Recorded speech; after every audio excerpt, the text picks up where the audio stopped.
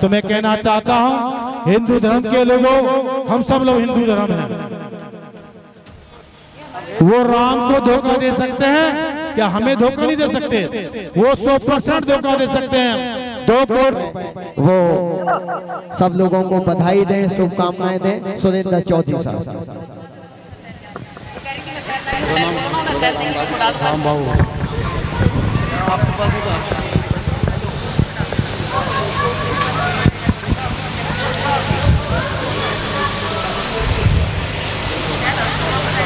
सर्वप्रथम जगन्नाथ भगवान बुद्ध को नमन करते हुए आज हम सब लोग पूरे महीने भगवान बुद्ध की जयंती मनाने का काम करते हैं। उसी के तहत आज परम पूज्य बाबा साहब के चित्र पर जो आप नाटक देख रहे हैं, वास्तव में सराहनीय नाटक है। ये नाटक नहीं है, परम पूज्य बाबा साहब का चित्र उनके जीवन संघर्ष का एक दर्शन देने का काम जो हमारे गुरु राम बाबू हमारे पुराने साथी हैं। कभी हम दोनों साहब दिल्ली के महासचिव बसपा के होते थे।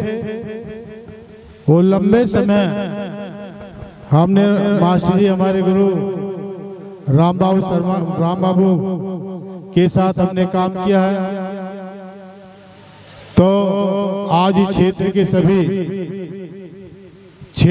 गणमान्य व्यक्ति, मेरी माता, मेरी बहनें, सम्मानित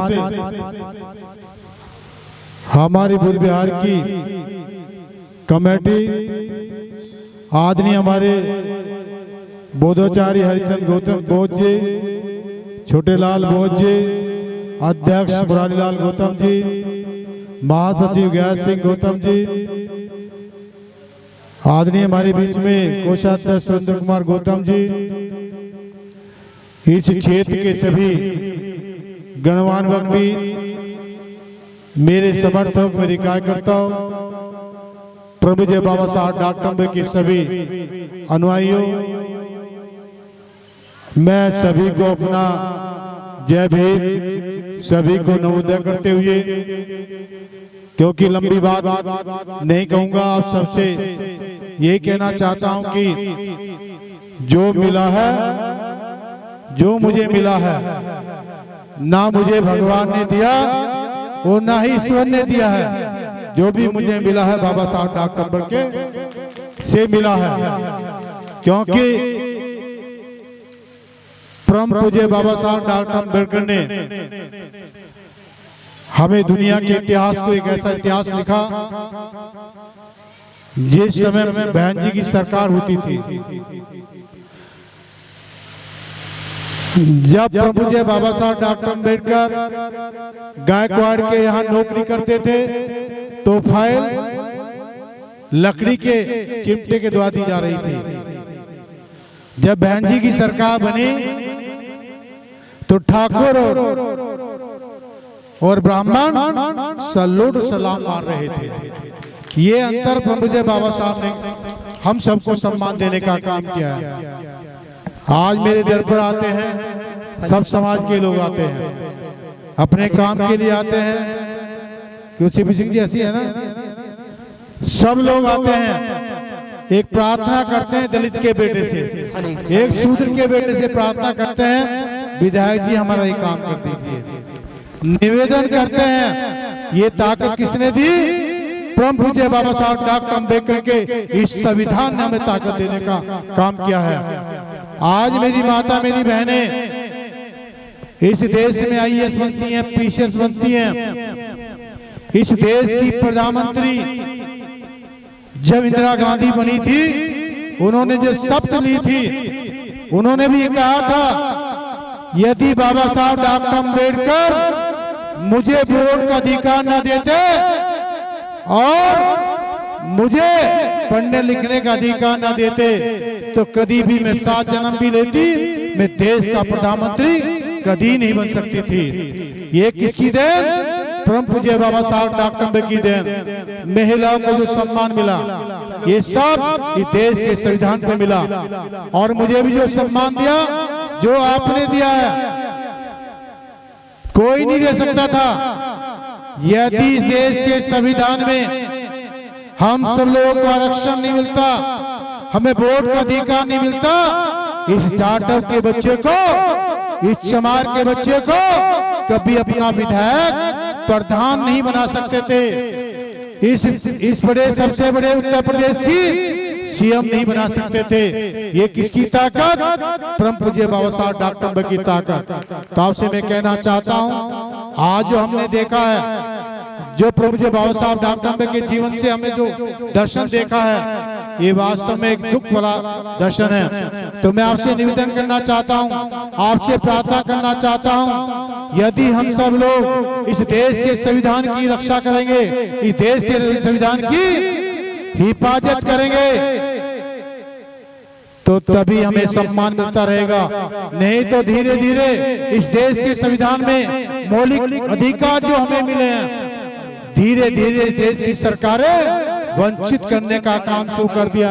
हमारे मौलिक अधिकारों को धीरे धीरे वंचित करने का काम यहाँ की सरकारें कर रही हैं। इसलिए मैं आपसे कहना चाहता हूँ, हम सबको इकट्ठा होना होगा। इस देश में फिर एक काशीराम पैदा होगा, और जो काशीराम पैदा होगा तभी देश के संविधान की हम रक्षा हिफाजत कर सकते हैं। तो मान्यवर काशीराम साहब जैसे इस देश में फिर जरूर जल्दी एक नेता पैदा होगा। समय लग रहा है, समय की इंतजार है कि इस देश में फिर परम पूज्य बाबा साहब डॉक्टर अम्बेडकर जैसे महापुरुष फिर पैदा होंगे।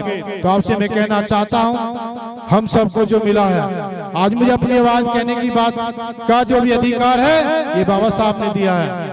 आज आप जिस तरह आप यहाँ पे महलों में बैठे हैं, एक अच्छे कपड़ों में बैठे हैं, एक अपनी बात कहने का अधिकार मिल रहा है, आज हम कुर्सियों में बैठे हैं, ये सब बाबा साहब की ताकत है। तो बाबा साहब की ताकत कहाँ से मिली? इस देश के संविधान से मिली है। इस देश के संविधान की रक्षा हिफाजत करना ये प्रत्येक नागरिक की जिम्मेदारी है, प्रत्येक महिला की जिम्मेदारी है। एक मेरे युवा साथी की ताकत है कि हम सब मिलकर इस देश के संविधान की रक्षा करते रहेंगे और इसकी हिफाजत करते रहेंगे। और जब तक करते रहेंगे आने वाली पीढ़ी आएंगी फिर इसको संभालने का काम करेगी।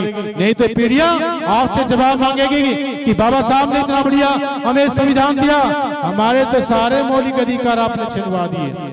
तो इसलिए कहना चाहता हूँ, हम सब लोग, मैं अपने गुरु राम बाबू को भी धन्यवाद देना चाहता हूँ। उन्होंने एक अच्छी शुरुआत की है। बाबा साहब से एक प्रेरणा मिलने का शौक, हमें उनके जीवन से प्रेरणा मिलती है। जब प्रेरणा मिलती है तो हमारी सोच चेंज होती है।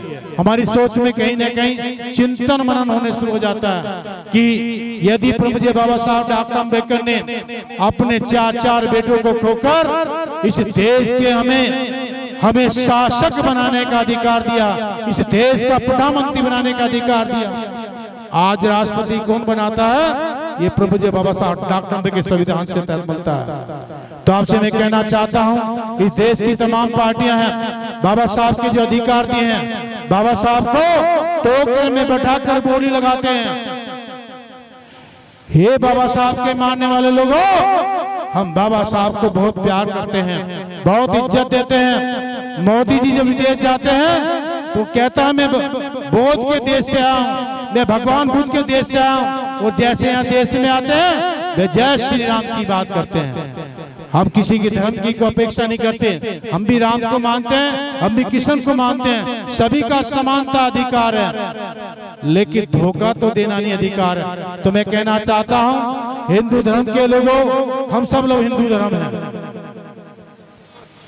वो राम को धोखा दे सकते हैं क्या? हमें धोखा नहीं दे सकते। वो 100% धोखा दे सकते हैं। 2 करोड़ की जमीन खरीदकर 20 करोड़ में राम को अयोध्या में देने का काम करते हैं। तो आपसे कहना चाहता हूँ, हम सब धोखे में ना आए।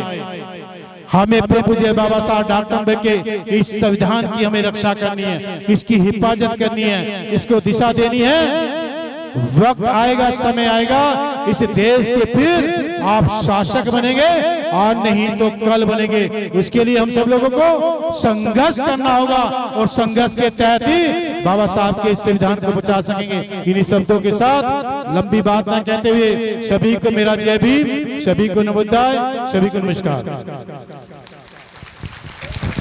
धम्मबंधु, अभी दानदाताओं की लिस्ट जारी है। अभी